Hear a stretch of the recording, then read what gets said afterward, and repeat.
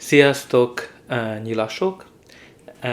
Ebben a videóban azt fogjuk megnézni, hogy a következő 3 hónapban milyen energiákat várhat az élet bármely területén, mert megnézzük a kártyák jelentését mind a szerelem, kapcsolatok, valamint a pénz és a karrier vonatkozásában, de mint mindig ez egy általános kirakás, hogy igazán figyelj oda azokra az üzenetekre, amik relevánsak a számodra, és engedd el a többit.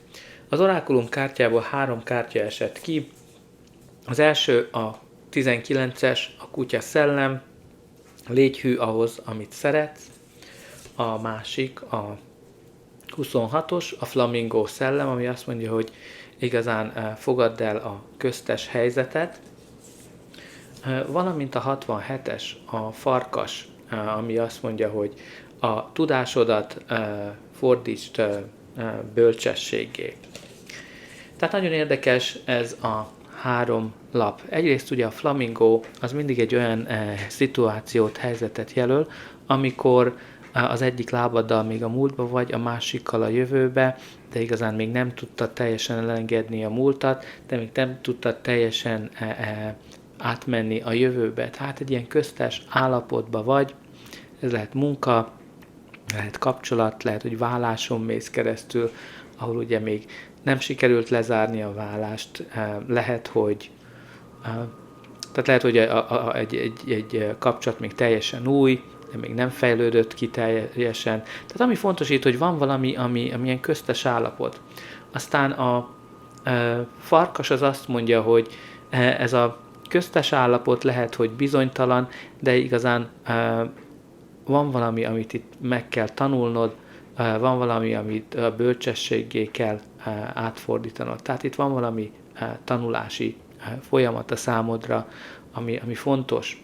Aztán a kutya persze arra szólít fel, hogy ugye légy hű valamihez, amit szeretsz, ez lehet egy munka, lehet egy személy, lehet egy hobbi. Nagyon érdekes ez a 3 lap, mert amikor így ránézek, akkor a holdkártya jut eszembe, nem tudom mennyire ismered a kártyákat, de a holdkártyán van egy kutya és van egy farkas, és ugye mind a kettő a holdra ugat vagy üvölt. Tehát itt abban a vonatkozásban az a lap az azt jelzi, hogy ugye az embernek van egy szelíd és van egy vad oldala, és a kettő között kell menni, tehát a kettőt úgymond kordába kell tartani.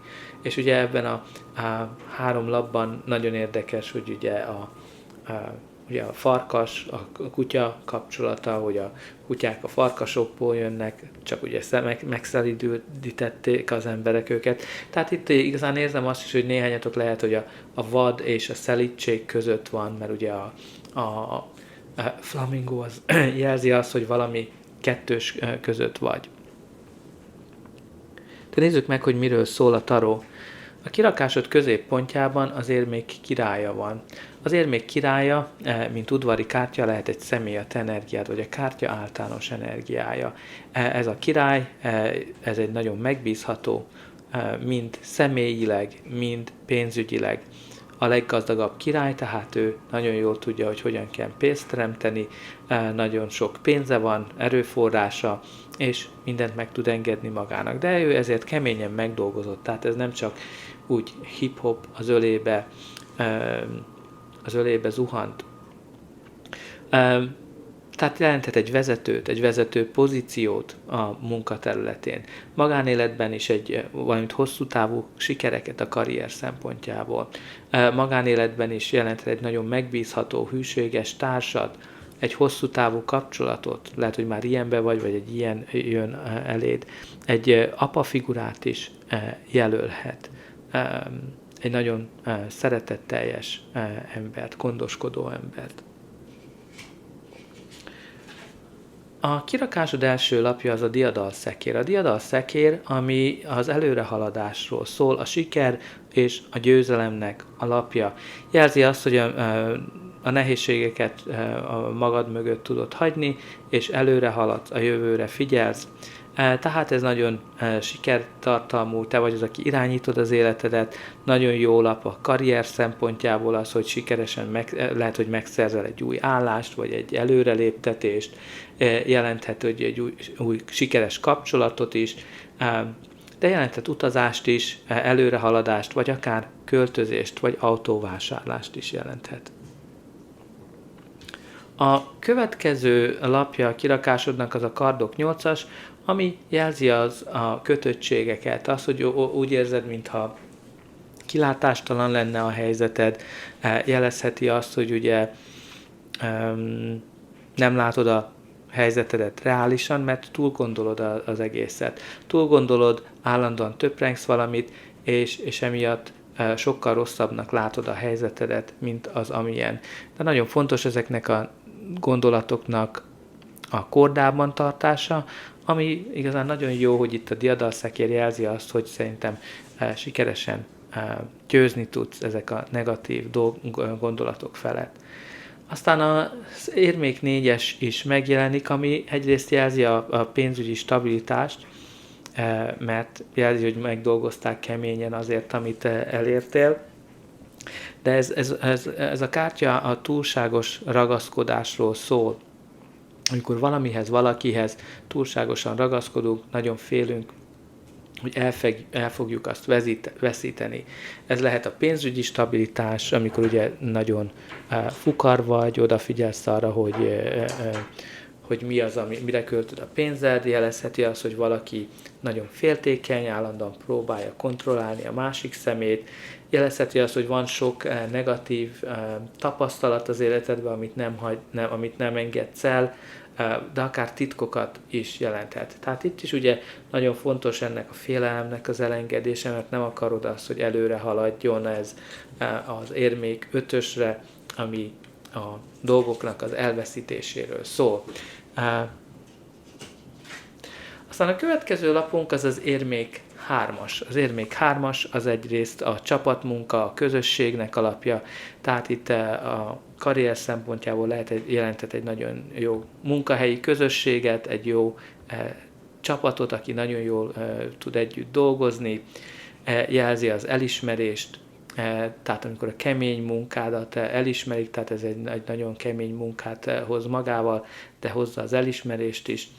Valamint az jelzi az stabil alapok felépítését, tehát lehet, hogy ugye a karrier területén építed meg megalapozod a karrieredet, vagy a saját vállalkozásodat, kapcsolatok területén is ugye jelentheti azt, hogy te és a társad egy nagyon jó csapatot alkottok, együtt oldjátok meg a feladatokat, lehet, hogy van, aki segít ebben nektek, jelentheti, lehet, hogy egy közösség nagyon fontos a párkapcsolatot vonatkozásában, ahol ugye találkozhatsz valakivel, de akár ugye ez a stabil alapokat jelzi az, hogy a kapcsolatot próbálod stabil alapokra építeni, vagy akár önmagadat is. Hogyha nagyon sok félelmen, nagyon sok szorongáson mész át, akkor itt ugye ez a érmék 3-as nekem jelenteti azt, hogy lehet, hogy valamilyen terápián veszel részt, ahol próbálod önmagadat felépíteni.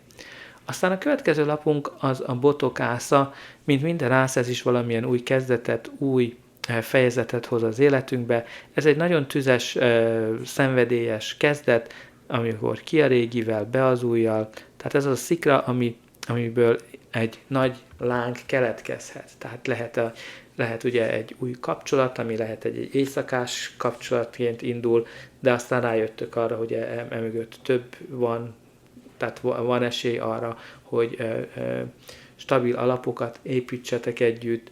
Jelentheti azt is, hogy a meglévő kapcsolatban visszatér az a kezdeti szikra, ami beindította a kapcsolatot. Valamint lehet egy új ötlet, lehet egy új állás, vagy amikor a saját vállalkozásodnak a kezdete is elhozhatja a botok ásza. De nézzük meg, hogy mi lesz ennek a kirakásnak a végkimenetele, de előtte ne felejts el lájkolni, megosztani, valamint feliratkozni. Azzal mindenképpen jelzed, hogy ez a kirakás segített, és te is segítesz nekem abban, hogy növeljem a csatornát, hogy minél több emberhez eljusson az üzenet, különösen azokhoz, akiknek szüksége van rá. Neked ez csak egy gombnyomásba kerül. Remélem, hogy már meg is nyomtad mind a like és a feliratkozás gombokat.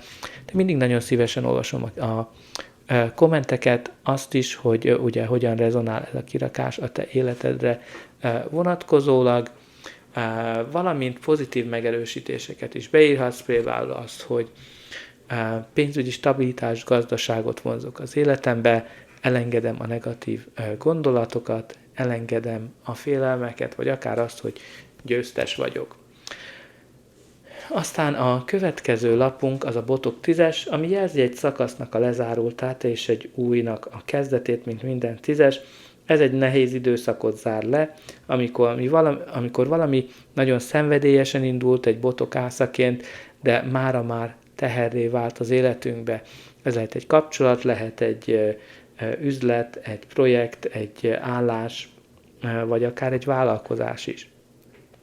Jelezheti szimplán azt, hogy nagyon sokat dolgozol, nagyon sok munkád van, és ki se látsz a munkából, és tehát különösen azzal, hogy ugye ki se látsz a munkából, az nagyon bejön.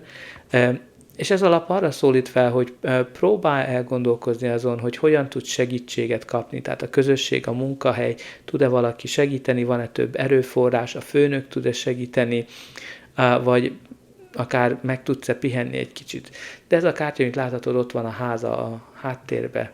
Jelzi azt, hogy közel van ahhoz, hogy végre letrakja a munkájának az eredményét. Ugyancsak jelezheti azt, hogy valamihez túlságosan ragaszkodsz a múltból, amit nem akarsz elengedni, különösen ebben a sávban.